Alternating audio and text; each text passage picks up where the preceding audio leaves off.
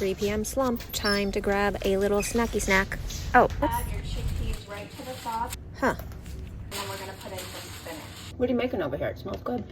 Oh, hey. Well, I got tired of eating foods that fought with my hormones as a woman in her 40s, that were making me feel like I had no energy, gave me extreme mood swings, made my hair start falling out, that were giving me more wrinkles in my skin. So I started making meals like this that helped me fight my symptoms on my own without a pill. I'll bet your doctor didn't tell you that as women in our 40s and 50s, we can actually manage a lot of those symptoms by simply changing what and when we eat. I did not know that. Oh, here you go. Thank you. Appreciate it.